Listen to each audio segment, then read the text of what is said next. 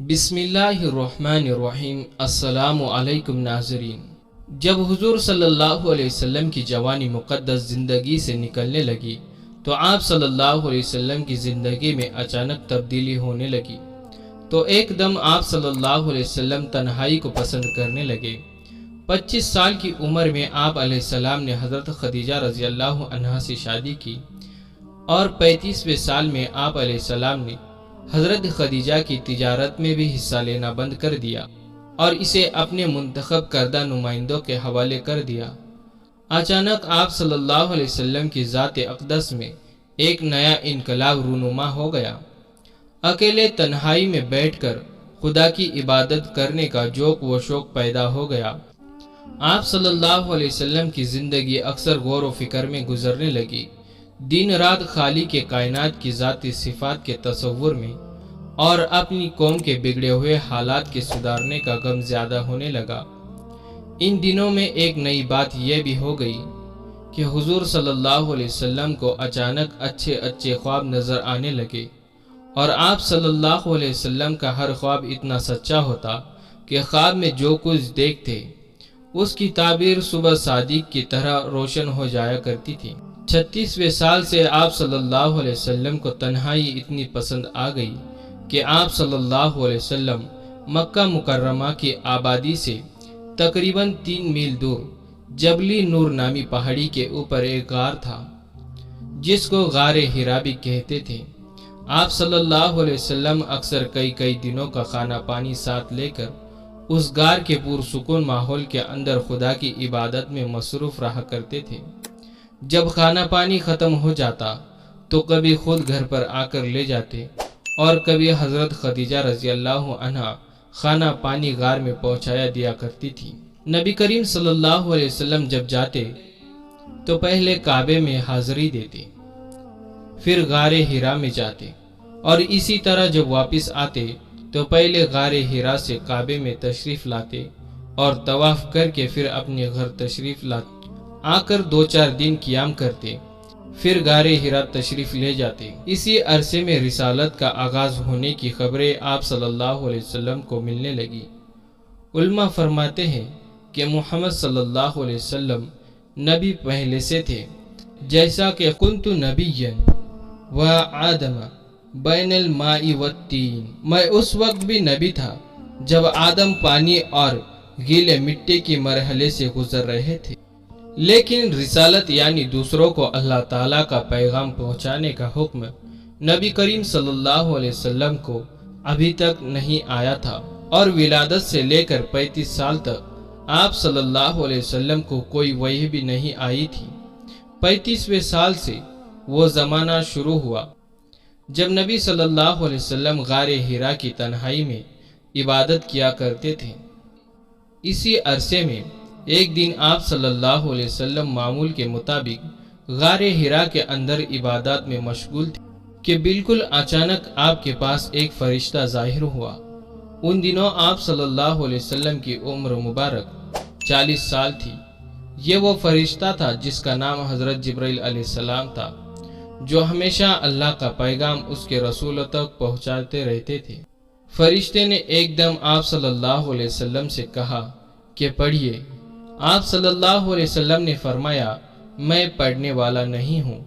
فرشتے نے آپ کو پکڑا اور نہایت گرم جوشی کے ساتھ آپ صلی اللہ علیہ وسلم سے زوردار معائنہ کیا، پھر چھوڑ کر کہا کہ پڑھیے۔ آپ صلی اللہ علیہ وسلم نے پھر فرمایا کہ میں پڑھنے والا نہیں۔ فرشتے نے دوسری مرتبہ آپ کو اپنے سینے سے چمٹایا اور چھوڑ کر کہا کہ پڑھیے۔ آپ صلی اللہ علیہ وسلم نے پھر وہی فرمایا۔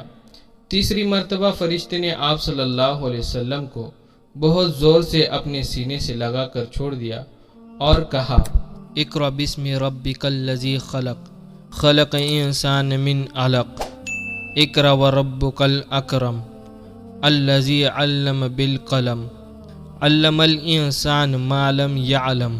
یہی سب سے پہلی وحی تھی جو آپ صلی اللہ علیہ وسلم پر نازل ہوئی۔ اس کے بعد حضرت جبرائیل علیہ السلام چلے گئے اور آپ صلی اللہ علیہ وسلم کو غار میں چھوڑ دیا۔ ان آیتوں کو یاد کر کے حضور صلی اللہ علیہ وسلم اپنے گھر تشریف لائے، مگر اس واقعے سے جو بالکل ناگہانی پر آپ کو پیش آیا تھا، اس سے آپ کے دل پر لرزہ طاری تھا۔ آپ نے حضرت خدیجہ رضی اللہ عنہا سے فرمایا کہ مجھے کمبل اوڑھاؤ، میں آرام کرنا چاہتا ہوں۔ جب آپ صلی اللہ علیہ وسلم کا خوف دور ہوا تو آپ نے اپنی بیوی خدیجہ سے غار میں پیش آنے والا واقعہ بیان کیا اور فرمایا مجھے اپنی جان کا ڈر ہے۔ یہ سن کر حضرت خدیجہ رضی اللہ عنہا نے کہا کہ نہیں، ہرگز نہیں، آپ کی جان کو کوئی خطرہ نہیں۔ اللہ کی قسم، اللہ تعالیٰ کبھی بھی آپ کو رسوا نہیں کرے گا۔ آپ تو رشتہ داروں کے ساتھ بہترین سلوک کرتے ہیں، دوسروں کا بار خود اٹھاتے ہیں، خود کما کما کر محتاجوں کو عطا فرماتے ہیں، مسافروں کی مہمان نوازی کرتے ہیں اور حق اور انصاف کے خاطر سب کی مصیبتوں اور مشکلات میں کام آتے ہیں۔ اس کے بعد خدیجہ رضی اللہ عنہا آپ صلی اللہ علیہ وسلم کو اپنے چچا زاد بھائی، جس کا نام ورقہ ابن نوفل تھا، اس کے پاس لے گئی۔ ورقہ ان لوگوں میں سے تھے جو اہل مکہ کے شرک اور بت پرستی سے بیزار ہو کر نصرانی ہو گئے تھے اور انجیل کا عبرانی زبان سے عربی میں ترجمہ کیا کرتے تھے، بہت بوڑھے اور نابینا ہو چکے تھے۔ حضرت خدیجہ رضی اللہ عنہا نے ان سے کہا کہ بھائی جان، آپ اپنے بھتیجے کی بات سنیے۔ ورقہ نے کہا کہ بتائیے، آپ نے کیا دیکھا ہے؟ نبی صلی اللہ علیہ وسلم نے غار حرا کا پورا واقعہ بیان فرمایا۔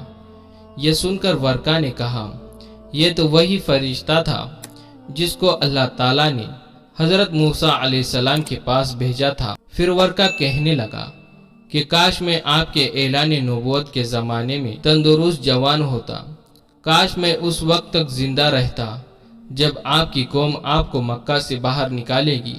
یہ سن کر حضور صلی اللہ علیہ وسلم نے تعجب سے فرمایا کہ کیا مکہ والے مجھے مکہ سے نکال دیں گے، حالانکہ وہ لوگ مجھے صدیق و آمین کہہ کر پکارتے ہیں؟ تو ورقہ نے کہا کہ جی ہاں، جو شخص بھی آپ کی طرح نبوت لے کر آیا، لوگ اس کے ساتھ دشمنی پر کمر بستہ ہو گئے۔ اس کے بعد آپ صلی اللہ علیہ وسلم پر کچھ دنوں تک وحی اترنے کا سلسلہ بند ہو گیا اور حضور صلی اللہ علیہ وسلم وحی کے انتظار میں بے قرار ہونے لگے، یہاں تک کہ ایک دن حضور صلی اللہ علیہ وسلم گھر سے کہیں باہر تشریف لے جا رہے تھے تو کسی نے یا محمد کہہ کر پکارا۔ آپ صلی اللہ علیہ وسلم نے آسمان کی طرف سر اٹھا کر دیکھا تو نظر آیا کہ وہی فرشتہ یعنی حضرت جبرائیل علیہ السلام جو غار حرا میں آیا تھا، آسمان و زمین کے درمیان کھڑا ہے۔ یہ منظر دیکھ کر آپ صلی اللہ علیہ وسلم کے دل میں ایک خوف کی کیفیت پیدا ہو گئی اور آپ صلی اللہ علیہ وسلم گھر آ کر لیٹ گئے اور گھر والوں سے فرمایا کہ مجھے کمبل اوڑھاؤ، مجھے کمبل اوڑھاؤ۔ چنانچہ آپ کمبل اوڑھ کر لیٹے ہوئے تھے کہ آپ پر سورہ مدثر کی ابتدائی آیت نازل ہوئی اور اللہ کا فرمان اتر پڑا، یا ایھا المدثر قم فانذر وربک فکبر وثیابک فطہر ورجز فہجر، یعنی کہ اے محمد، جو کپڑا لپیٹے پڑے ہو، اٹھو اور ہدایت کر دو اور اپنے پروردگار کی بڑائی کرو اور اپنے کپڑوں کو پاک رکھو اور ناپاکی سے دور رہو۔ ان آیتوں کے نزول کے بعد حضور صلی اللہ علیہ وسلم کو اللہ تعالیٰ نے باقاعدہ تبلیغ کے اسلام کے منصب پر مامور فرمایا اور آپ اللہ تعالیٰ کے حکم کے مطابق دعوت حق اور تبلیغ کے اسلام کے لیے کمر بستہ ہو گئے۔ اعلان نبوت کے بعد آپ صلی اللہ علیہ وسلم نے تبلیغ کے اسلام کے 3 مختلف ادوار کا سامنا کیا، جس پر تفصیلات ویڈیو اگر آپ دیکھنا چاہتے ہیں تو کمنٹ میں اپنی رائے کا اظہار کریں۔ جزاک اللہ خیر۔ ناظرین، امید کرتا ہوں آپ کو آج کی ویڈیو پسند آئی ہوگی۔ اگر ویڈیو پسند آئی ہو تو ویڈیو کو لائک کریں، کمنٹ کریں اور شیئر کریں، اور چینل پر نئے ہو تو چینل کو بھی سبسکرائب کریں۔ ملتے ہیں اگلی ویڈیو میں، تب تک کے لیے اللہ حافظ۔